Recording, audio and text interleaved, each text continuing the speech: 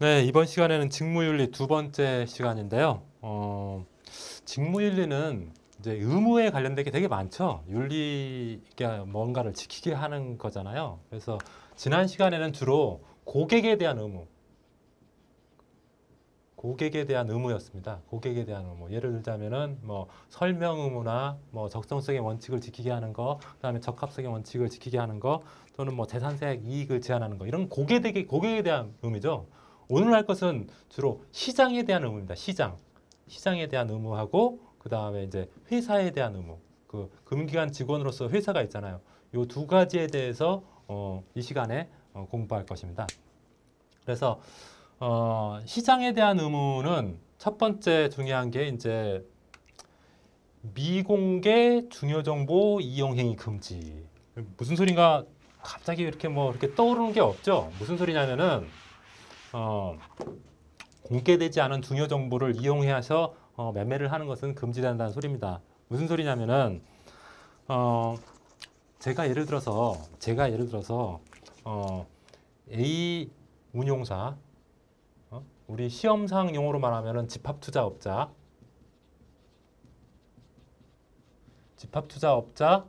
제가 사장입니다. 사장. 예를 들자면은 사장인데 이 운용사 사장이면서 A 기업의 예를 들어서 뭐 이사로 근무하고 있어요.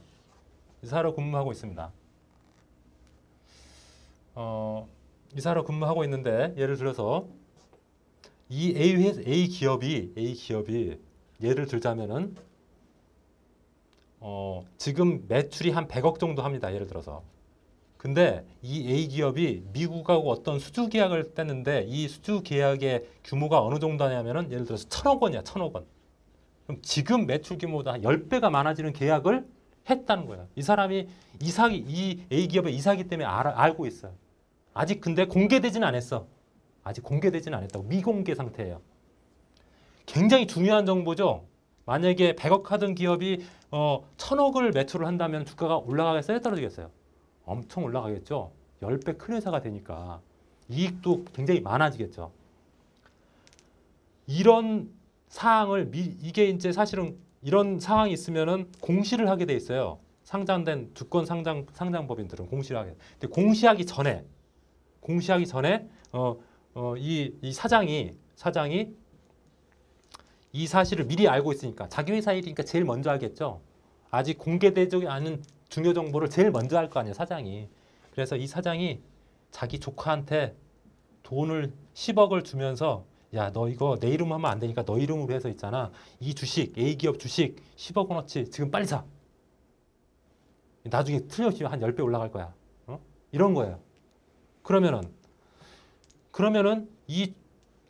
다른 사람하고 이 사장이 아닌 나같이 이제 일반 투자자 입장에서 봤을 때는 이게 불공정하잖아요. 이 사람이 미리 안 정보를 이용해서 투자를 해버리면은 이 사람 물론 나중에 이 정보 공시되면 이제 주가가 막 올라가겠지. 미리 이게 막 10억이 한 100억 정도 돼버리는 거야 순식간에.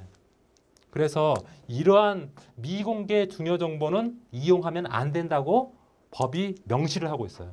그래서 이런 미공개 중요 정보는 대상자가 누구냐면은 이런 것을 지켜야 할 대상자가 누구냐면은 내부자라고 그래. 내부자가 어떤 사람이겠어? 회사 내부에 있는 사람. 예를 들어서 A 기업의 내부에 있는 대표, 사장, 내부에 있는 사람이죠. 또 A 기업의 이사, 뭐 어떤 자금 담당자 이런 사람들이 내부자가 되겠죠. 그리고 이 내부자는 꼭 그런 사람뿐만 아니라 그 회사의 계열회사 사장도 알기가 쉽겠죠. 그리고 뭐 그 사장의 마누라, 아들 이런 사람들도 내부자가 될 수 있겠죠. 그래서 내부자에는 그 회사의 임직원뿐만 아니라 계열사의 임직원도 내부자에 포함돼요. 그리고 이제 그 계약 체결하고 있는 예를 들어서 이 1,000억짜리 계약 체결을 예를 들어서 미국 아메리카라는 어떤 회사하고 했는데 요 회사에 예를 들어서 뭐 상무가 우리나라에서 국내에 거주하고 있어. 이 사람이 이 주식을 사는 것도 A 주식을 사는 것도 내부자 거래. 내부자. 그 체결 중에 알게 된 정보를 이용해서 아직 공시하기 전에 아직 미공개 상태에서 거래하는 거 이런 거 금지됩니다. 그래서 사실은 뭐 내용이 어렵지는 않은데 여러분들 이런 용어를 처음 들어봤기 때문에 그 상황을 잘 모르는데 어쨌든 미공개된 중요 정보를 내부자가 거래에 이용하는 행위는 금지된다는 것이 이제 미공개 중요 정보 이용 행위 금지 의무입니다. 시장 의무로서. 그래서 이런 내용들 뭐 알아두시고요. 별로 내용이 어렵지는 않죠. 그래서 이런 것이 시장에 대한 의무로서 이런 미공개 중요정보 이용행위 금지 의무가 있고요. 그 다음에 시세 조종행위 금지. 무슨 소리 같아요? 시세 조종행위 금지. 예를 들어서 어떤 주식 가격을 인위적으로 올리기 위해서 막 사재끼는 거 이런 것을 보고 어떤 주가의 시세를 조종하는 행위 당연히 금지돼야 되겠죠. 그래서 사실 내용이 어렵지는 않아요. 그래서 그 직무윤리와 관련된 문제는 별로 어렵지는 않습니다. 근데 우리가 평상시 잘 안 쓰는 용어들이죠. 그래서 이런 시세 조정 행위는 금지가 된다. 시세 조정 행위란 것은 법적으로 어떻게 규정하고 있냐면요. 자본시장법 176조에 누구든지 상장 증권 또는 장내 파생 상품 매매와 관련하여 그 매매가 성황을 이루고 있는 듯이 잘못 알게 하거나 그 밖에 타인에게 그릇된 판단을 하게 할 목적으로 시세를 조종하는 행위는 금지된다. 이 말에 이렇게 표현되어 있어요. 법조문에는. 쉽게 표현하면 뭐냐면은 예를 들어서 A 회사 대표가 A 회사 사장이 A 회사 주식을 100억 원어치 갖고 있어요. 100억 원어치. 지분은 한 20% 정도 돼요. 20% 정도. 근데 이 회사 사장이 생각하기에 자기 회사가 앞으로 좀 안 좋아, 전망이. 안 좋고 안 좋아서 이 100억을 빨리 팔아치우고 딴 데로 이제 이 회사를 팔아버리고 자기는 뭐 다른 일을 하거나 외국으로 가거나 이렇게 하고 싶은 거야. 그러려면은 이 A 회사의 주가가 올라가야 좋아요, 떨어져야 좋아요. 올라가야 좋겠죠? 그래서 이 A 사장이 막판에 한번 돈 한번 벌어보려고 이 회사 주식을 일부러 여러 사람들을 이렇게 이끌어가지고 예를 들어서 A 증권사, B 증권사, C 증권사, D 증권사 아는 증권사 직원들한테 얘기해가지고 야 우리 회사 앞으로 좀 있으면 올라갈 거야. 너네들 빨리 사. 이렇게 막 얘기를 하면은 이 증권사 직원들이 사장이 말하니까 진짜 올라가나 보다 막 살 거 아니야. 그럼 사면 이 A 회사가 주가가 올라가겠죠? 그러면은 이 A 사장은 뒷전에서 다른 증권사 이용해가지고 이 A 주식을 파는 거죠. 그러면은 시세를 조종하는 거지. 시세를 조종. 원래는 이 회사가 올라갈 만한 그런 대상이 아닌데 시세를 계속 이렇게 올리는 거 조종하는 거죠. 시세 조종하는 거. 이런 것은 금지된다는 거예요. 뭐 내용이 어렵지는 않습니다. 그래서 이런 시세 조종 행위의 유형에는 예를 들어서 뭐 통정 매매라고 뭐 말이 어려운데 통정 매매 뭐 조금 말이 좀 그런데 정을 통했다는 말이 아니라 정보를 서로 이렇게 공유를 해가지고 야 이거 내가 주가 이거 올라가 100억 넣어가지고 주가 올라가면 너한테 1억 줄게 이렇게 하는 것이 통정이에요. 정보를 통했다. 요 A 증권사 직원하고 이렇게 매매하는 행위 요거 시세 조정 행위로 금지된다는 소리예요. 그리고 가장 매매 예를 들어서 매매하지도 않을 거면서 주문 막 굉장히 많은 막 예를 들어서 매수 주문에 막 한 100만 주 걸어놓는 거 그래가지고 올라갈 것처럼 막 이렇게 해놓는 거 이렇게 가장 매매 뭐 이런 것들이 시세 조정 행위의 유형입니다. 그리고 뭐 주가지수 선물하고 현물을 연계해서 이렇게 또 허위 꼭 주가가 올라갈 것처럼 이렇게 하는 그런 여러 가지 행위가 있는데 그런 것들도 이제 그런 게 이제 뭐 안정조작, 시장조성이란 그런 말들을 쓰는데 여러분들이 문제 풀면서 그것은 한번 확인해 보시기 바랍니다. 이것은 이제 이런 시세조정행위가 이런 것이 있다. 이 정도 개념만 아시고 문제에서 좀 구체적으로 알아보도록 하겠습니다. 이런 것들에 이제 시세조정이 하다 걸리면 이제 손해배상 책임도 있겠죠, 당연히. 그래서 시세조정 행위도 시세조정행위 금지 의무도 시장에 대한 의무 중에 하나다. 이 정도 개념 정도 알아두시고요. 그다음에 부정거래, 불공정거래 금지 의무. 이게 당연하죠. 우리가 그냥 일상적으로 생각해도 충분히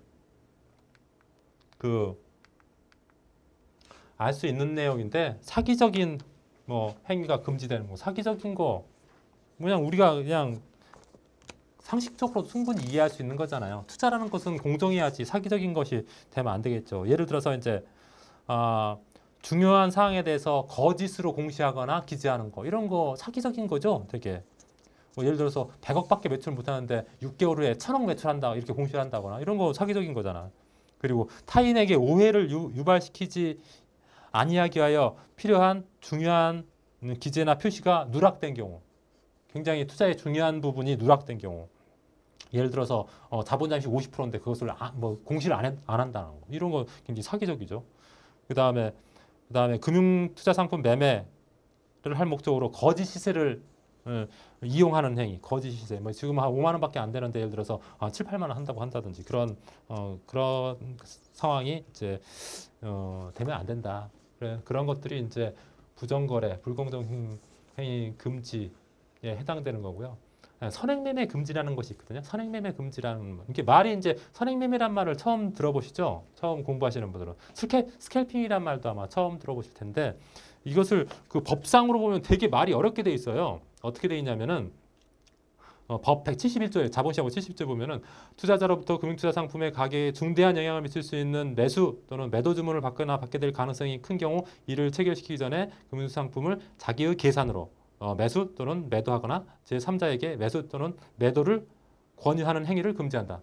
말이 굉장히 쉼표가 없이 끊어져 있고 되게 어렵게 되어 있는데 쉽게 말하면 어떤 거냐면은 예를 들어서 제가 증권회사 직원인데요. 만약에 A증권사에 제가 직원이에요. 예를 들자면 직원인데 이 직원이 누구를 알고 있냐면은 S사 사장을 알고 있어. 근데 S사 사장이 지금 100억 매출하고 있는데 지금 미국하고 1000억 그 수주 계약을 체결했어. 1000억짜리 수주 계약을 체결했어. 아직 공시는 안 됐어. A증권사 직원이 S사 사장하고 술을 먹다가 그 사실을 알게 됐어요. 그 사실을 알게 됐다고. 그러면은 A증권사 이 직원은 앞으로 이 S사가 주가가 올라갈 거라고 생각해서 떨어질 거라고 생각했어요. 올라갈 거라고 생각했죠. 그래서 이 공시하기 전에 이 사실이 공시되기 전에 이런 걸 공시를 막 이런 일이 있을 때 바로 공시하지 않아요. 확실하게 확정적이 정해지고 또 어느 정도 뭐 또 중간에 세부적인 그 계약 조건 따지고 그런 것이 있기 때문에 이런 일이 있자마자 공시하지 않는다고요. 외부에 조금 이렇게 시간이 있어요.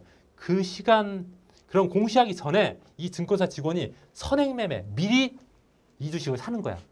미리 공시되기 전에 미리 산다고 해서 이게 먼저 선자잖아요. 먼저 선 매수하는 행위를 한다고 해서 이렇게 매수하면은 미리 안 정보를 가지고 선행매매했을 경우에는 불공정하나 다른 사람들은 모르는 상태에서 이 사람만 아는 상태에서 매수를 하기 때문에 불공정하잖아. 그래서 이 선행매매는 금지된다는 소리예요. 시장에 대한 의무야 이게.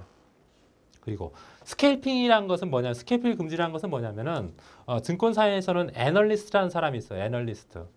애널리스트는 뭐 하는 사람이냐면은 어떤 그 주식을 분석해가지고 예를 들어서 뭐 삼성전자를 분석해가지고 삼성전자라는 주식을 분석해서 이 회사를 분석해 보니까 예를 들어 성장성도 좋고 재무구조도 좋고 여러 가지로 좋아서 이 회사의 6개월 후 목표 주가는 예를 들어서 150만 원입니다. 이렇게 제시해 주는 사람이 애널리스트예요. 증권회사에서. 근데 이 애널리스트가 이런 그 보고서를 만들려면은 삼성전자를 찾아가겠어요? 안 찾아가겠어요? 찾아가겠죠. 담당자들도 만나고 공장도 한번 가보고 그럴 거 아니에요. 그럼 이 사람은 일반 투자자에 비해서 삼성전자에 대해서 많은 정보를 알고 있어. 그래서 이 사람은 반드시 이 사람이 그래가지고 어떤 리포트를 보고서를 이제 예를 들어서 시장에 이제 알려주잖아요. 이제 증권사 사이트나 아니면 뭐 신문 기사나 이런 걸 통해서 이제 보고서를 이제 공개시키잖아요. 공개하고 나서 24시간 이전에 보고서 공표 후 24시간 이내에는 이 삼성전자를 살 수 없어요. 사면은 그게 스캘핑이라고 해요. 그래서 이렇게 보고서를 공개하고 24시간 이전에 사는 것을 금지한다는 소리예요. 그게 스캘핑 금지 의무입니다. 아시겠죠? 그래서 만약에 뭐 이런 내용이 안 나오고 선행매매는 금지되나 스캘핑은 가능하다 이렇게 지문이 나온다면 틀린 문장이 되는 거죠. 그렇습니다. 그래서 직무윤리는 내용이 어렵다기보다도 좀 문제를 좀 많이 관련된 문제를 많이 풀어보시는 것이 굉장히 중요합니다. 만약에 그냥 이게 별로 어렵지 않다고 해서 문제 같은 걸 안 풀어보시면 있잖아요. 막상 시험 문제 봤을 때 적절한 답이 안 떠오르는 경우가 많이 있습니다. 그러니까 그런 것을 조금 염두에 두시고 공부하시면 되겠습니다. 그 다음에 이제 회사에 대한 의무. 지금까지 이제 고객에 대한 의무 배웠고요. 그 다음에 시장에 대한 의무 배웠고, 그 다음에 이제 회사. 어떤 금융기관 직원 종사자는 그 금융기관이라는 회사가 있잖아요. 자기가 종사하는 회사. 그 회사에 대해서도 일정 의무가 있다. 어떤 의무가 있냐? 기본적으로 신의 성실 의무. 주요 의무에는 이제 뭐 신의 성실 의무. 좀 믿음직하고 성실하게 일해야겠죠. 당연한 거 아니겠어요? 그런 것은 뭐 고용관계나 보수가 적거나 뭐 많거나 이런 거와 상관없이 반드시 신의성실 의무가 있고요. 그 다음에 직무에 전념해야 된다. 뭐 너무 상식적인 말이죠. 그리고 관리 감독, 중간 관리자라면은 관리 감독 의무가 있다. 당연한 말이고요. 그 다음에 품위 유지 의무. 품위를 금융기관은 어떤 신용이나 신뢰관계 굉장히 중요하기 때문에 품위가 손상되지 않도록 할 의무가 있고 시험에 잘 나온 게 고용 계약 종료 후 의무. 고용 계약이 종료되면 사실 어떤 회사에 대해서 의무가 사실 없는 게 맞는 거잖아. 근데 고용 계약이 종료해도 일정 기간 동안 선관 의무는 있다. 선관 의무가 뭐냐면 선량한 관리자로서 의무. 그러니까 선량한 관리자로서 지켜야 될 기본적인 의무는 상당 기간 존재한다. 이렇게 보셔야 된다는 거죠. 예를 들어서 어떤 뭐 고객의 기밀에 대한 사항이나 회사의 내부적인 정보 이런 것들이 난 고용기가 끝났으니까 이제 앞으로 나가서 무조건 얘기할 거야. 이러면 안 되잖아요. 그런 것은 선량한 관리자로서의 의무를 저버리는 거예요. 그래서 선량한 관리자로서의 의무는 고용기간이 종료해도 일정 기간 지켜야 된다. 다른 것들은 뭐 종료하면 끝나는 거잖아요. 안 지켜도 되는데 선량한 관리자로서의 의무는 고용계약이 종료한 후에도 일정 기간 동안은 뭐 지켜야 된다. 그런 것 좀 기억해 두시고요. 그다음 일반적인 준수사항 이런 것들은 뭐 여러분들 뭐 충분히 알 수 있는 내용입니다. 이해상충행위 금지. 고객하고 그다음에 회사하고 이해가 상충되는 것은 금지해야 된다는 거. 그 회사에 대한 그 일반적인 상황에서도 마찬가지고요. 만약에 회사가 승낙하면은 괜찮습니다. 근데 승낙하지 않으면은 반드시 이해 상충 행위에 대해서는 사전 승인 중에 이해 상충 행위를 이게 사실 실무에서는 애매합니다. 예를 들어서 펀드 보수 좀 높은 거 받는다고 해서 과연 그게 이해 상충 행위냐? 예를 들어서 A 펀드는 A, B, C, D 펀드가 있는데 A 펀드는 수수료가 2%고 이건 1.5%고 이건 1%고 이건 뭐 0.8%다. 그러면은 무조건 0.8%짜리 펀드를 소개하는 게 고객한테 좋은 거냐? 꼭 그런 건 아니에요. 왜냐하면은 이 수수료가 2%임에도 불구하고 이게 펀드를 굉장히 운영을 잘해서 이것은 수익률이 막 50% 정도 나는 펀드에 예를 들어 3년 가면은. 근데 이것은 수수료는 적은데 3년 동안 수익이 10% 날 때도 나는 경우도 있고 마이너스 5% 나는 경우도 있어. 그러면은 이게 더 유리할 수도 있잖아요. 그래서 이해상충행위라는 게 사실은 어떤 획일적으로 판단할 게 아니라 회사가 봐서 사전에 이것은 이렇게 해도 괜찮다. 이렇게 승인을 받은 거면은 그렇게 해도 된다는 거죠. 일반적으로. 그다음 회사 재산이나 정보 유출 금지. 당연히 일반적인 준수사항이겠죠. 그다음에 그 분석 자료, 그러니까 리포트 같은 거 공표하면은 반드시 출처를 명시해야 된다는 거. 이건 일반적인 준수사항이죠. 우리가 상식적으로 생각해도 그런 것들이 있고요.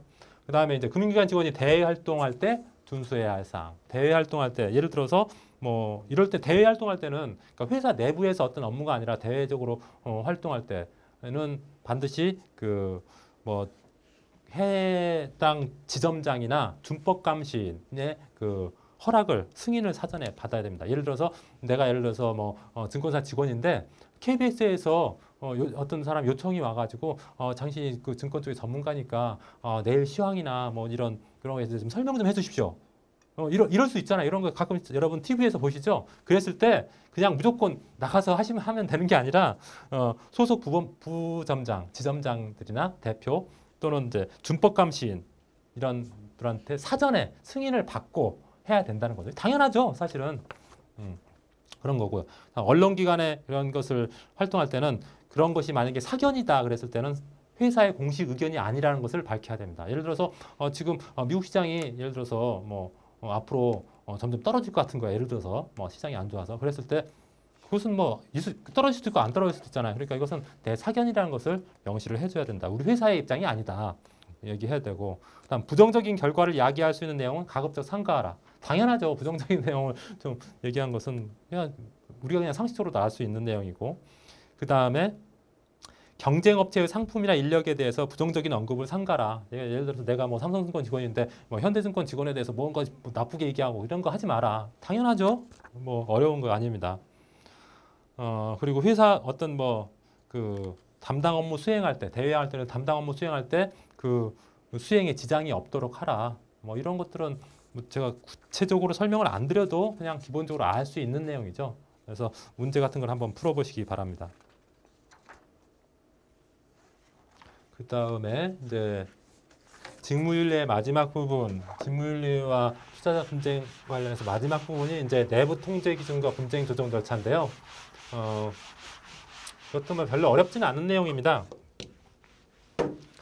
내부 통제 기준이란 것은 우리가 뭐 학교에 다니면 학교 교칙이 있죠. 뭐 그런 것처럼 회사의 금융기관 직원으로서 지켜야 될 법규, 어떤 절차 이런 것들을 만들어 놓은 것이 이름이 내부 통제 기준이에요. 그러니까 내부 직원들이 지켜야 되는 어떤 통제 기준. 그러니까 학교로 보면 학교 교칙과 같은 그런 것이 내부 통제 기준입니다.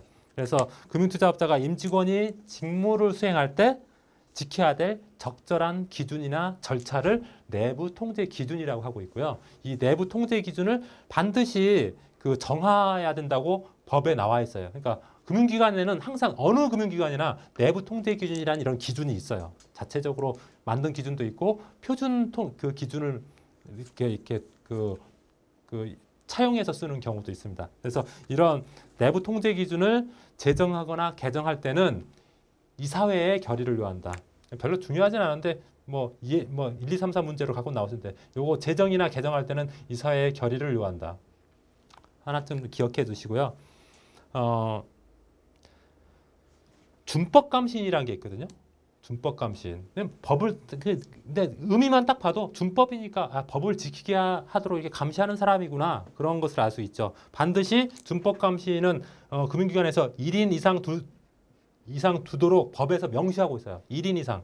2인 이상이 아니라 1인 이상 꼭 있어야 되고요. 준법감시인을 선임하거나 해임할 때는 뭘로 해야 되냐면 반드시 이사회의 결의를 해야 된다. 이사회의 결의를 통해서만 가능하다. 그러니까 이사회의 결의 없이 선임 해임할 수 없다는 거야. 잘 알아두시고 또 이것은 반드시 선임과 해임을 금융위원회에 보고해야 돼. 금융위원회에 보고해야 된다는 거. 요거 같이 좀 알아두시기 바랍니다. 그래서 내부 통제 기준과 관련해서 준법감시인 시험에 종종 나옵니다. 그래서 선해임은 이사회 결의를 통하고 또 금융위원회에 임면사항을 보고해야 된다는 거, 통보해야 된다는 거, 그것까지 좀 기억을 해주시기 바랍니다. 준법감시인이 하는 일은 뭐냐면은 업무 전반에 대한 뭐 자료 제출 요구. 예를 들어서 좀 잘못될 거 있을 것 같은 그런 상황이 있으면은 직원들한테 이거 자료 한번 나한테 제출해줘. 또 임직원의 위법한 행위, 부당한 행위에 대해서 이사회나 대표이사한테 보고. 그러니까 어떻게 보면은 뭐랄까요? 보고하는 거니까 어떤 직원들의 어떤 잘못된 것들을 윗사람들한테 보고하는 거죠. 그래서 준법감시인들이 직원들한테는 별로 안 좋게 느껴져요. 잘못된 것을 이 사람이 까발리는 사람이니까 일반적으로 준법감시인들이 그렇게 직원들한테 좋은 인상을 받지는 못합니다. 뭐 같은 걸 막 이렇게 감사하고 그러니까 여담이고요. 그리고 이제 이사회나 감사위원회 회의에 참석해서 의견 질서할 수가 있어요. 준법감시는 여러 가지 업무가 있고, 그다음에 내부 통제 기준 준수 여부를 이 사람이 점검해. 내부 통제 기준 이것을 준법감시인이 점검을 합니다. 준법감시인이. 그리고 이 준법감시인은 전문성, 그 독립성이 있어요. 독립성. 준법감시인은 독립적이야. 독립성이 있어요. 독립성이 있어서 준법감시와 관련된 이외의 일은 할 수가 없어. 예를 들어 영업을 하거나 기업금융 업무를 하거나 뭐 여타 그 준법과 관련 없는 고유재산 운용 업무를 하거나 뭐 보험 업무를 하거나 자금 이체 업무 이런 것은 절대 하면 안 돼. 그러면 이 사람이 제대로 준법감시 할 수 없겠죠. 그래서 독립적이다 회사에서. 그다음에 금융 분쟁 절차 가끔 시험에 나오는데요. 이제 금융 분쟁이 실제 일어났다. 고객한테 어떤 뭐 손해를 끼치거나 뭐 잘못해가지고 설명을 잘못해가지고 분쟁이 일어나면은 고객은 금융감독원에 가면은요. 금융감독원에 가면은 여의도 가면 금융감독원이 있어요. 금융감독원에 가면은 어떤 그 금융분쟁 조정위원회라는 데가 있어요. 금융분쟁 조정위원회라는 데가 있다고. 여기에다가 가서 나 이런 것이 부당해서 이렇게 분쟁 신청을 요구하니까 해결해 주세요 한다고. 투자자 그러니까 고객이 만약에 문제가 생겼을 때 그러면은 이제 금융분쟁조정위원회는 이 신청일로부터 30일 이내 그러니까 조정을 서로 합의하라고. 예를 들어서 뭐 A 직원하고 갑이라는 투자자하고 이거 문제가 생겼을 때 합의하라고 일단 통보를 해요. 근데 이 사람들이 합의를 안 하는 거야. 30일 동안 안 하면은 이 조정위원회에 회부가 돼. 회부가 돼. 여기서 결국 조정이 그 서로 합의를 안 하면은 30일 신청일로부터 30일 이내에 조정위원회에 회부가 됩니다. 그럼 조정위원회에서 이제 막 조정을 위해서 여러 가지 회의도 하고 사람도 막 증권회사 직원도 부르고 저기 손해 본 사람도 부르고 막 그럴 거 아니에요. 그래서 60일 이내에 이 날짜가 가끔 시험에 나오더라고요. 60일 이내에 이제 조정안을 작성을 해. 이렇게 하는 게 좋겠다 하고 조정안 예를 들어서 뭐 손해가 만약에 100만 원 났는데 그중에 60만 원은 증권사 직원 너가 물고 40만 원은 투자자 당신도 잘못이 있으니까 그건 너가 책임져라. 이렇게 조정안을 만든다고요. 조정안을 만들었는데 조정안을 이제 그래서 예를 들어서 이 A하고 갑하고 그래 금융감독원에서 너네가들이 얘기해서 이렇게 조정하면 우리 그대로 따르겠다. 그렇게 하면은 이게 이제 조정안이 성립이 돼서 조정안 서로 A와 B가 서로 동의를 하면은 그 조정안은 어떤 효과가 있냐면 이게 시험에 나왔었어요. 재판상 화해와 같은 효과가 있어. 이 말이 무슨 말이냐면은 일반적으로 조정하면 이게 이 기관이 법원도 아니고 경찰서도 아니잖아. 그래서 사실 조정한다고 해서 이게 법적인 효력이 있는 건 아니지 그냥 원칙적으로 보면은. 근데 여기서 이런 과정에 의해서 합의가 되면은 재판상 화해, 결국 재판을 해서 재판상의 어떤 화해한 결과와 같은 똑같은 효과를 법적인 효과를 준다는 거예요. 그러니까 이건 지켜야 돼. 이렇게 조정해가지고 서로 조정이 서로 승낙하면은 재판받은 것과 똑같은 재판상 화해와 동일한 효력을 부여해주기 때문에 무조건 지켜야 돼. 근데 만약에 서로 이게 조정한 거 둘 중에 한 사람이 나 그거 못 받겠다 하면 이제 소송으로 진짜 가는 거죠. 그래서 가끔씩 요게 이제 시험에 나옵니다. 만약에 금융분쟁조정위원회에서 조정이 성립이 되고 그 다음에 수락하면은 이 두 양 당사자가 수락하면은 그 조정의 효과는 재판상 화해와 동일한 효과가 있다. 요거 꼭 기억해 주시기 바랍니다. 여기서 만약에 이제 합의가 안 돼, 여기서도 이제 조정도 합의를 안 해주면 결국 이제 양 당사자가 이제 소송으로 이제 법원에 직접 소송을 하는 겁니다.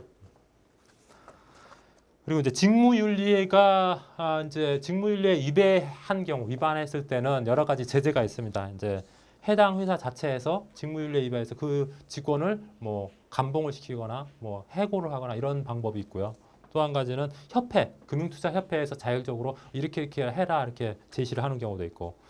그다음에 행정적 제재로서 금감원에서 너 기관 경고를 낼 수도 있고 그 임직원에 대한 어떤 불리한 그런 주의 경고를 할 수도 있고요. 그다음에 민사적으로는 그 계약에 대해서 효력 상실을 하거나 아니면 손해배상 청구 그런 것들을 할 수도 있고 형사적으로 이렇게 징역을 뭐 1년 이상 징역, 뭐 3년 이상 징역, 벌금 뭐 이런 것을 할 수도 있고요. 징역과 벌금을 병과할 수도 있습니다. 이렇게 원래 그 직무윤리는 사실은 자율적인 규제를 해야 되지만 아주 심각한 것은 법에서 민사적으로나 행정적으로나 형사적으로 벌을 주는 경우도 있다는 거 기억해 주시기 바랍니다. 그래서 직무윤리는 사실 내용면에 봤을 때는 별로 그렇게 크게 어려운 건 없는데 용어 자체가 조금 어떤 법적인 용어거나 아니면 좀 전문적인 용어 때문에 여러분들이 어떤 문제를 제대로 풀어보지 않으면은 아주 쉽게 점수를 획득할 수 있는 부분인데 놓칠 수 있습니다. 그래서 반드시 너무 쉽다고만 생각하지 말고 문제도 같이 병행해서 공부하셨으면 합니다. 정리해보면요. 우리 첫 번째 배웠던 미공개 중요 정보 이용 금지. 미공개된 중요한 정보는 정보 비대칭 때문에 생긴 문제다. 그리고 내부자가 어느 정도까지 포함되느냐. 대표나 같은 그런 회사 내부자뿐만 아니라 계열사의 어떤 임직원도 포함된다. 그리고 그 계약 사항을 알고 있는 다른 사람도 포함된다는 거 기억해 두시고요. 다음 시세 조정 행위 금지 의무도 있다 있죠. 시세 조정 행위 금지 의무는 여러 가지 유형이 있죠. 뭐 통정 매매도 있고 가장 매매 여러 가지 유형이 있다는 거. 그다음에 부정거래 불공정 행위 금지되는 것과 관련해서 스캘핑 금지, 선행매매 금지에 대해서 말씀드렸죠. 그 부분에 대해서 좀 정확하게 알아두시고 그다음에 회사에 대해서 관련된 뭐 여러 가지 준수 의무 6가지 주요 의무하고 준수 사항들 대외 활동과 관련돼서 꼭 지켜야 될 것들 그런 것도 알아두시면 되겠고 그다음에 내부 통제 기준과 분쟁 절차와 관련해서는 준법 감시인의 업무가 뭔가 그리고 그것이 위반됐을 때 내부 통제 기준에 위반됐을 때 어떤 제재가 있고 그다음에 분쟁 조정과 관련해서 분쟁 조정이 금융감독원에서 조정이 서로 수락했을 때 재판상 화해와 같은 효력이 있다는 거 꼭 기억해 두시기 바랍니다. 직무윤리는 이렇게 마치도록 하겠습니다. 수고하셨습니다.